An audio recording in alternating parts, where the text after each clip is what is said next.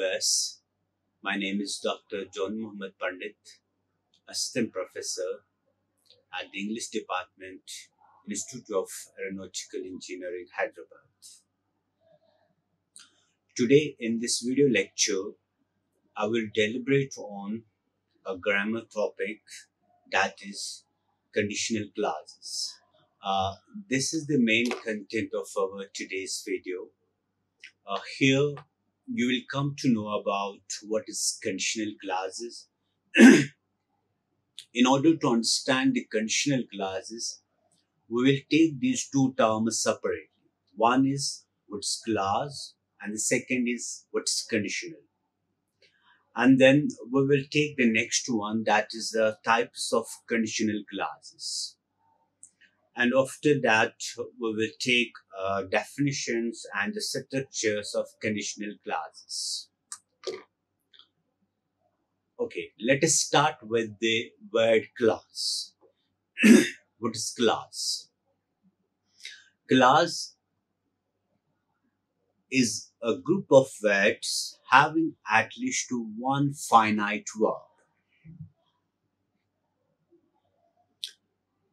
In order to understand conditional clauses, first of all, you need to know what is conditional and what is a clause. First, we will take what is clause. Clause means a group of words having one finite verb. Now the question arises, what is this finite verb? Finite verb is a verb that shows time of an action. And this finite verb changes when we change the number or the person of subject, mainly in present tenses. Two things you need to remember. The first and the foremost thing is that finite verb is a verb that shows time of an action. And the second important point is, in present tenses, finite verb changes when we change number or number or the person of subject. We will see here. Look at this example. He tries to sing a song. Here we will see the individual components of the sentence. First, we have he as subject, third person singular. Then we have tries, verb in first form. Then we have took plus sing. Sing is again verb in first form. Then we have this is article. Then we have song. Song is a noun. Now in this sentence, we have two types of verbs. One is tries and the second one is sing. Now how these two verbs are different? See the verb tries. Verb tries is different from the verb sing in a way that the verb tries, it shows time of an action.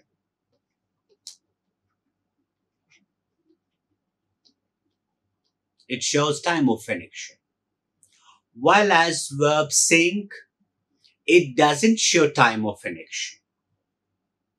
Therefore, we can say that this word tries or the verb tries, it is a finite verb.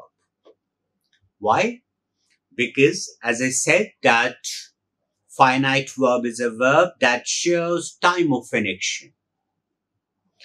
And the second one, sing, again this is a verb. But here in this sentence, it doesn't show time of an action. Therefore, we can say that the sing word is a non-finite verb, the very opposite of finite verb.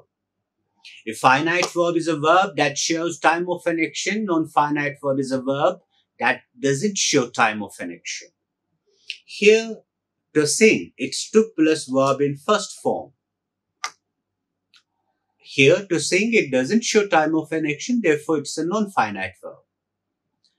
And as you know that non-finite verb has three kinds. We have participle, we have gerund, and then we have infinitive, and this one is the infinitive, that means 2 plus verb in first form. Therefore, coming back to our topic, that is clause. Clause, therefore, is a group of words having one finite verb. Having one finite verb. And what's a finite verb? Finite verb is a verb that shows, number one, time of an action. Number one is time. Second, in present tenses, finite verb changes. When we change, for example, when we change the number or person of subject. Look at this example. Here we have he, subject, and then we have tries, verb in first form. If I change number of subject, our subject he, it's the singular. Now if I change the number, like for example they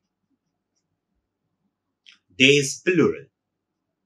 Now in with this day, we don't write tries, we write try. Try to sing a song. Now look, the first and the foremost thing is that finite verb, it shows time of an action. And the second point is in present tenses, finite verb changes when we change number or person of the subject. For example, here, he, this is third person. They, it's again a third person. We did not change third person. We only change what?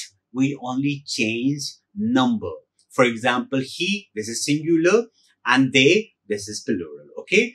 Therefore, when we change the number of the subject, if a verb changes, it's a finite verb. If a verb doesn't change, it's non-finite verb. Like here, they, now we write try. We don't write tries. And again, we have to sing as a verb.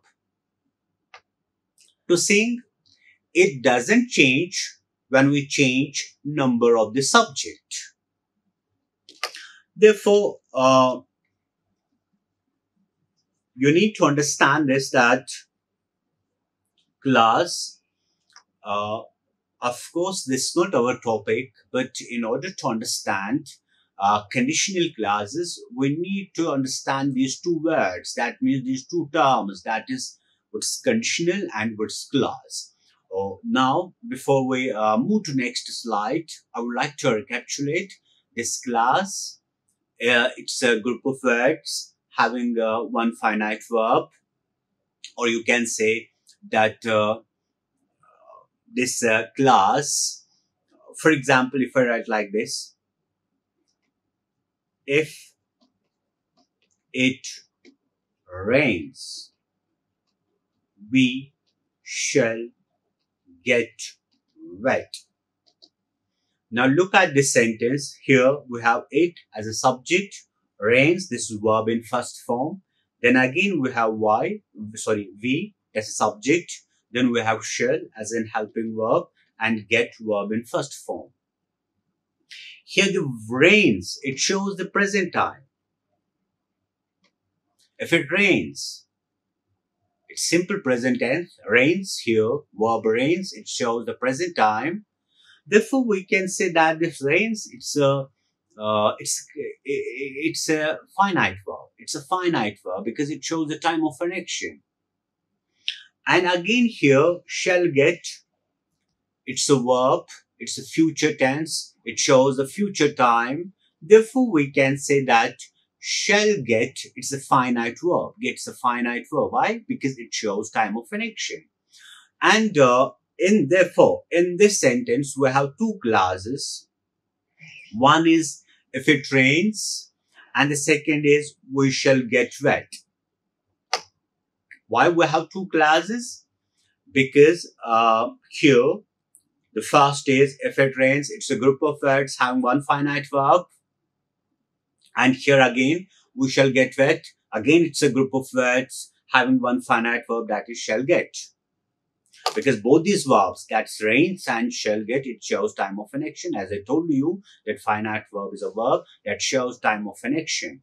Or you can say in present tense, finite verb change when we change the number or the person of the subject. Now look at these examples. The first one is he tries to sing a song. The second one is they try to sing a song. And the third one is he tries to sing a song.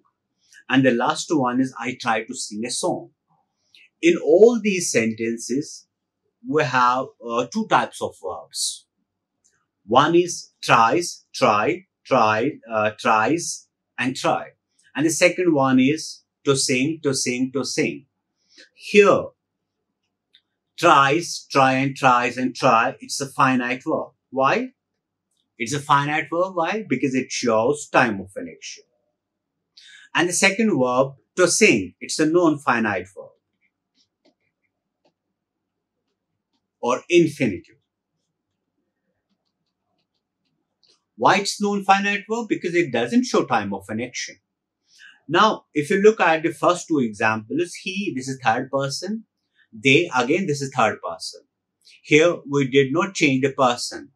We only change the number of the subject. That means he is singular and they is plural.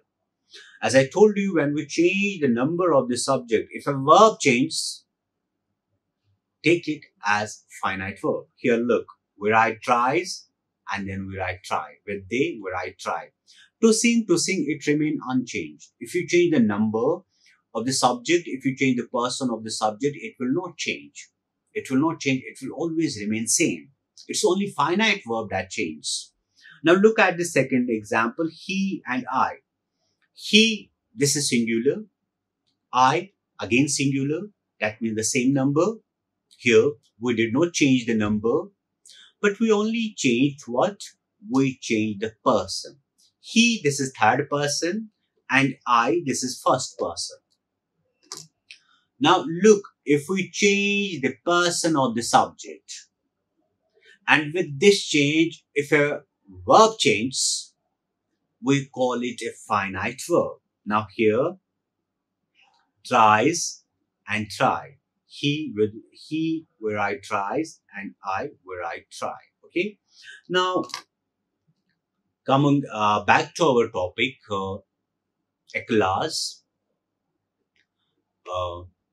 is a group of words having one finite verb.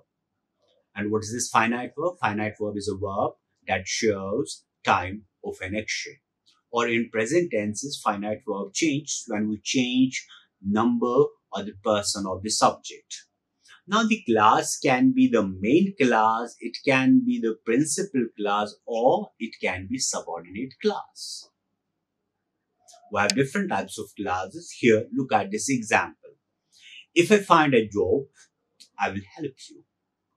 Here we have I as a subject. Then we have find as a verb in first form. Then we have a job, other words. Now look at the second class. I, this is subject. Then we have will, this is helping verb. And then we have help, main verb, verb in first form. And this is other word. In this sentence, we have two clauses. Why? Because we have two finite verbs. Like here, we have find as a finite verb, that shows time of an action. And here we have will help, this is again a finite verb. It also shows time of an action, that is, it shows a future time. Now, this whole sentence, it's comprised of two clauses. And one is subordinate, and the next one is the main class. Subordinate class is a class that depends on the main class for its meaning or for its sense. For example, the first class is if I find a job. This class, it doesn't give complete sense or complete meaning. For example, if I say you, that if I find a job, naturally your question will be, then what? Therefore, this if I find a job, this is a class. It's a group of words having one finite verb. It's a class. But this class, it is a subordinate class, or you can say it's a dependent class. It depends for its sense or meaning to the main class. And what is the main class? I will help you. I will help you. This is main class. Why? This is main class, or you can say it's a principal class. Why? Because it gives the complete sense. It doesn't depend on any other class for its meaning or sense.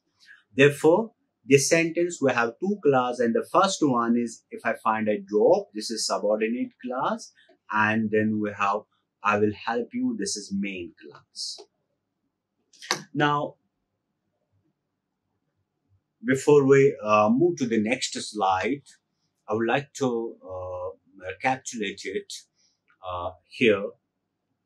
In order to understand the conditional class, we need to understand the class. Okay. Now, class is a group of words having one finite verb.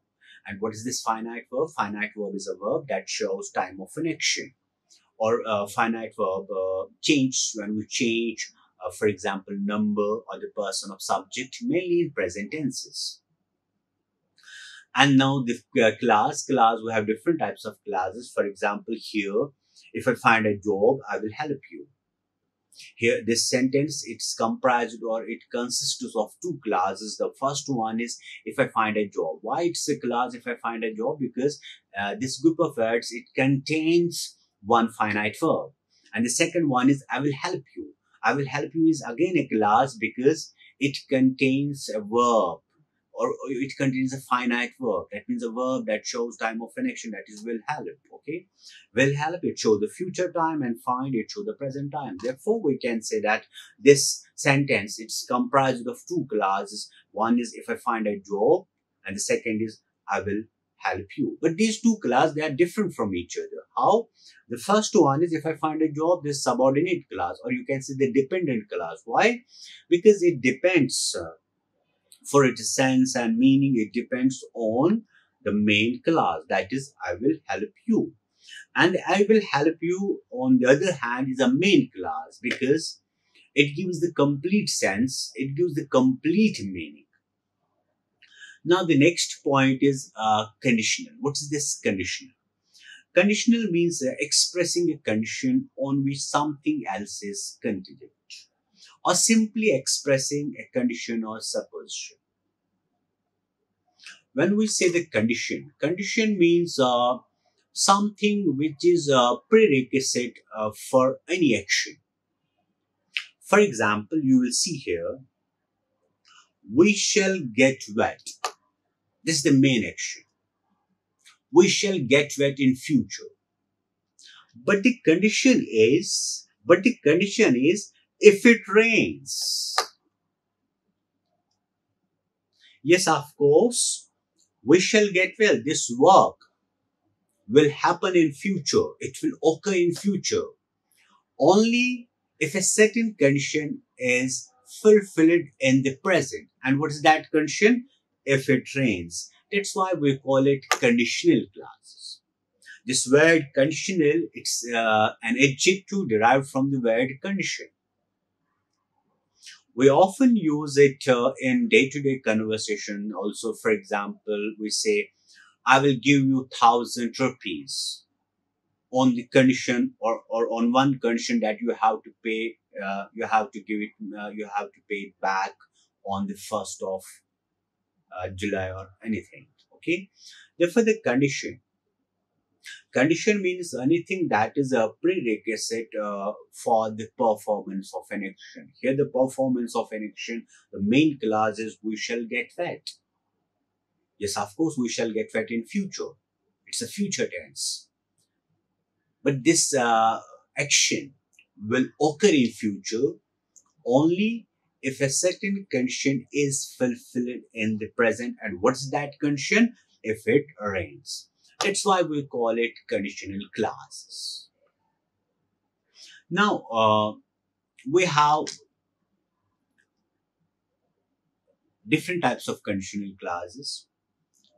For example, the first one is the first conditional clause, or we call it open condition, or we call it type 1. Later on, we will see why we call it open condition. And then we have second conditional clause, or imaginary condition, or improbable condition, or type 2 condition. Then we have the third conditional clause, or unfulfilled condition, or type 3 condition. Later on, we will see why it's called, for example, unfulfilled condition. Then we have the zero conditional clause, or type 0. Yes, we call it this conditional clause by different names. For example, the first sometimes simply we say first conditional clause, or at times we call it open condition or type 1. So in a similar fashion, for example, second conditional clause, sometimes we call it imaginary condition or improbable condition. Or in a similar fashion, we have third conditional clause. Sometimes simply we call it third conditional clause, but at times we call it unfulfilled condition or type 3 condition. Then we have the zero conditional clause, or type 0. Zero. Now we will take these conditional clause. We will see their definitions. We will see their structures and their usage. First is our first conditional clause. Look at the definition. It tells us that something will take place if a certain condition is fulfilled.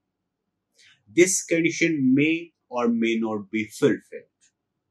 Now look at the definition. If you look at the tense of definition, what is the tense of definition? It tells us that something will take place. Here we have will plus take place. Take place is verb in first form. Therefore, this is future tense. Therefore, this tense, it talks about something which will happen in future. Now look at the second part of the definition. If a certain condition is fulfilled. Now look at the tense. What is the tense of this? Is fulfilled. Is plus fulfilled is verb in third form. This is simple present tense but in passive voice.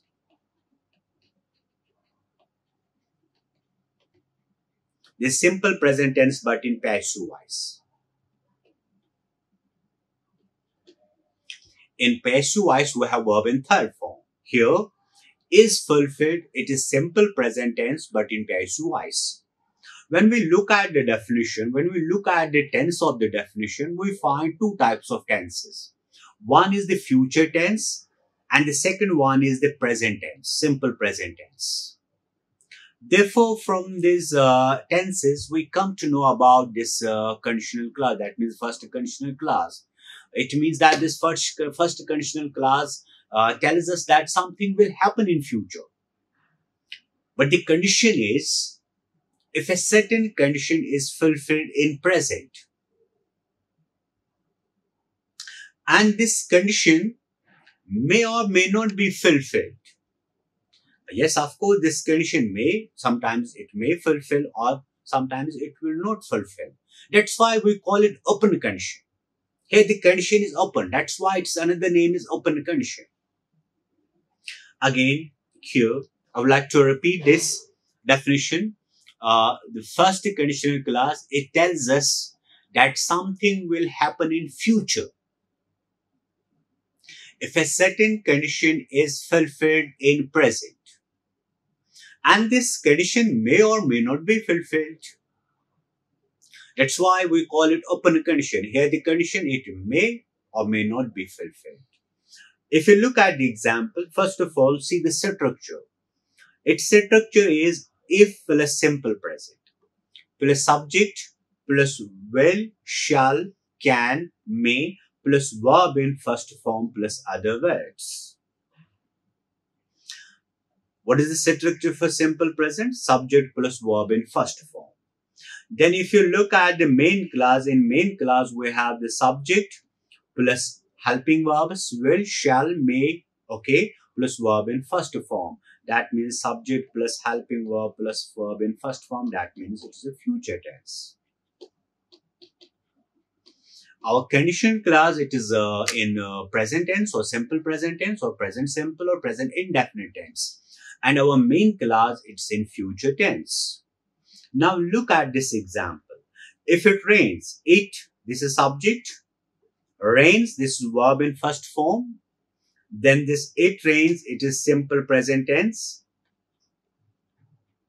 And now we have we, this is subject. Then we have shall, this helping verb. Then we have get, this verb in first form. And this is future tense. Simple future tense. Now what is the definition? It tells us that something will happen in future. What will happen in future? We shall get wet. This will happen in future. We shall get wet. Yes, of course, we shall get wet in future. But the condition is if it rains. If it rains in present. That's why we call it open condition. Remember, this first conditional clause, it tells us that something will take place in future if a certain condition is fulfilled in present. And this condition may or may not be fulfilled. You need to keep this thing in mind. If you find one clause in simple future, like here, we shall get wet. It's a main clause. It's in future tense. We shall get wet. If you find one clause or the main clause in simple future, another clause or the conditional clause, it must be in simple present. Like here, it and the rains, this is verb in first form.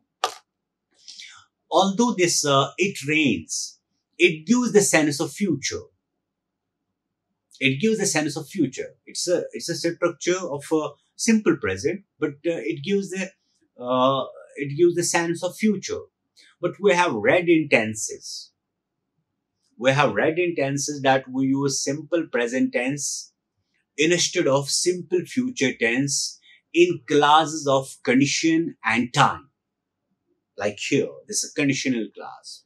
Although this conditional clause, it's in simple present tense, but at the same time, it gives the sense of future.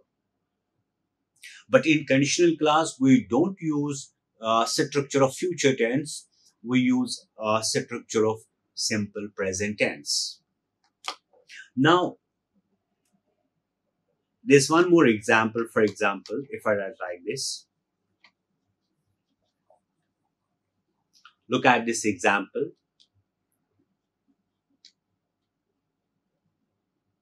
I will help you.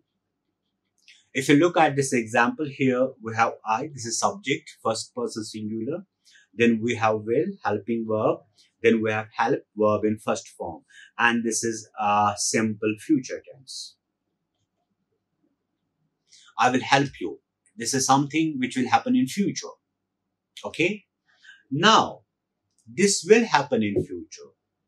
But the condition is if I find a job. This is subject and find this verb in first form. That's why I told you that first conditional clause, it tells us that something will happen in future. What is the something here? It's I will help you. What is the next part of the definition? If a certain condition is fulfilled. And what's that condition? That condition is if I find a job. Yes, of course, I will help you in future. But the condition is if I get a job in present, if I find a job. That's a first conditional clause. And its structure is if plus simple present plus simple future. If you find one clause in simple future, another clause must be in simple present. Before moving to the next slide, I would like to recapitulate it. Uh, what is this first conditional clause? Why it's called open condition? First conditional clause, it tells us that something will happen in future, but the condition is that if a certain condition is fulfilled in present, and this condition may or may not be fulfilled. That's why it's called open condition. Now the second conditional clause, or we call it imaginary condition or improbable condition. What is the definition of second conditional clause? It tells us what we expect may not take place. And this second conditional clause, it tells us what we expect may not take place. That's why we call it imaginary condition or improbable condition. We will take later on. We will take an example, and you will understand this definition through an example. But first of all, look at the structure. If plus simple past plus subject would, could, should, might plus verb in first form plus other words. And you know the simple past, the structure of simple past is subject plus verb in second form plus other words. Now again, the structure for second conditional clause is if plus simple past plus subject plus would, could, should, might plus verb in first form plus other words. For example, look at this example. If I were a bird, I would fly. I, this is subject, then followed by would, and then followed by fly, verb in first form. I would fly. Now, see the definition. It tells us what we expect. It tells us what we expect. Here, what I expected, I would fly. Therefore, I expected to fly. But the condition is, if I were a bird. Here, the condition is imaginary. That's why we call it imaginary condition, or improbable condition. What is the structure? It tells us what we expect may not take place. I would fly. This unfulfilled one, it did not happen. Why it did not happen? Because it did not fulfill the condition, and the condition is if I were a bird. That I wasn't. Therefore, it tells us what we expect may not take place. Here, I expect I would fly, but the condition is imaginary one, improbable one, and what is that condition? If I were a bird. Okay. And we have the structure for this question also. How we make questions in, for example, second conditional clause. Look at the structure. WH followed by would, could, should, might plus subject plus verb in first form plus if plus simple present plus other words. Now look at the example. The first is WH followed by would and followed by again subject and then followed by verb in first form, then if, and then simple past tense, and this is our simple past tense. You were a millennial. Now look at this example. What would you do if you were a millennial? Now, before moving to the next slide, I would like to capsulate this one. The second conditional clause, it tells us what we expect may not take place. For example, here, I would fly. I expected to fly. But it did not happen. Why? Because it did not fulfill the condition, and the condition is if I were a bird, which is imaginary condition. That's why we often call it imaginary condition.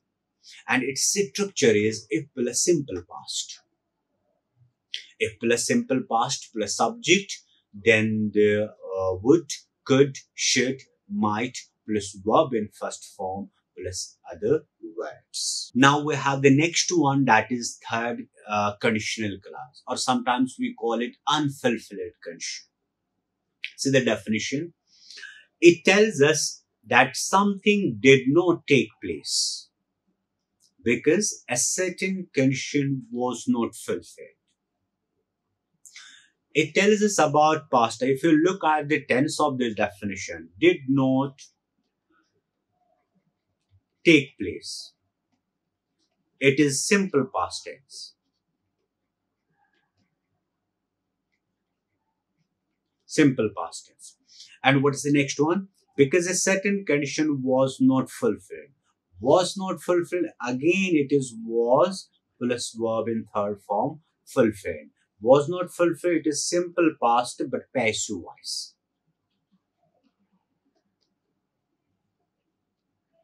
Simple past but passive voice. Now again, this third conditional clause, it's all about the past. It tells us that something did not take place in past because a certain condition was not fulfilled then. Here both the main action and the condition both happen in past. That's why we say it tells us that something did not take place because a certain condition was not fulfilled. Now look at the structure. Its structure is if plus past perfect. And you know the past perfect is subject plus had plus verb in third form. If plus past perfect plus subject plus would, could, should, might plus have plus verb in third form plus other words. Now if you look at the if you look at this example, you will have faced several financial problems or troubles. You would have faced several financial troubles. But he did not. He would have faced if this condition had been fulfilled. What is the condition? If you had resigned the job. Here we have you, this is subject, then it's followed by had is helping verb, and then it's followed by resign is verb in third form. Here our tense is past perfect because the structure for past perfect is subject plus had plus verb in third form plus other words. Now look at the tense of the second clause, that is main clause. It's you, subject, then followed by would, then followed by have, then followed by faced verb in third form and other words. Now here again, both the main clause and the if clause, they talk about the past. You would have faced several financial problems or troubles. That means it's unfulfilled. It remained unfulfilled. He did not face those problems. He would have faced those problems if this condition had been fulfilled. What's this condition? If you had resigned the job. But he did not resign. That's why this condition remained unfulfilled. That's why we call it unfulfilled. Or see another example. For example, if I write like this. Now look at this example. He would have failed in exam. He would have failed in exam. This is just it. He would have faced an exam if he had not worked. If he had not worked hard. Did he really fail in exam? No, he did not fail in exam. He would have failed in exam. Condition is if he had not worked hard. He had worked hard. That's why this condition, it remained unfulfilled, and that's why we call it unfulfilled condition. He would have failed an exam, but he did not fail. In fact, he cleared his exam. He would have failed if he had not worked. And this condition, if he had not worked, it remains unfulfilled. That's why we call it unfulfilled condition. Again, it tells us that something did not take place. What's here? He would have failed in exam. Something did not take place. This thing does not take place. He did not fail. In fact, he cleared his exam. Why? Because a certain condition was not fulfilled. And what was the condition for to pass the exam? The condition was to work very hard, and he fulfilled that condition. That's why if he had not, if the condition remained unfulfilled, okay, or you can say like this, okay. Again, before moving to the next slide, look at this. It tells us that something did not take place, that the main action did not take place. For example, in this example, you would have faced several problems, but this thing did not take place. Why? Because a certain condition was not fulfilled. Because the condition was not fulfilled. What was the condition? Condition was resign, but he did not resign. If you had resigned, he did not resign. Okay, and this condition, it did not fulfill. That's why we call it unfulfilled condition. Now we have the next one, that is the zero conditional clause. In this conditional clause, if clause expresses the cause for the result in the main clause. And this conditional clause, that is zero conditional clause, there is no real condition. In fact, there is a procedure of cause and effect. And here you will find cause of every action in condition. And its structure is if plus simple present plus simple present. Here both if clause or the conditional clause, it's in simple present, and the main clause is also in simple present. Like here, if you heat butter, it melts. It melts, this is simple present tense. This is subject, and melts, this verb in first form. This is simple present. This simple present. It melts, this simple present tense. And look at this effect, or look at this the cause of this action. And the cause of this action, it lies in conditional clause, that is, if you heat butter. Now look at this. This is subject, heat, this verb in first form. Again, this is simple present tense. Here, it melts, this effect. And if you look at the cause, you will find that cause in conditional clause. That means if you heat butter. Okay. For example, look at the next one. If a driver sees a red light, he stops.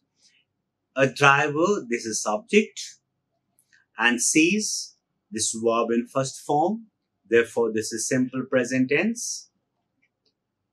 Now look at the main clause. He, this is subject, stops, this verb in first form. Again, this is simple present tense. He stops. If it is an effect, you will find its cause in conditional clause. That means that if a driver sees a red light. That's why this clause, it works on the phenomenon of cause and effect. It was all about conditional clauses. We will meet again with another topic. Till then, goodbye. Like, share and subscribe. Hit the bell icon for more updates.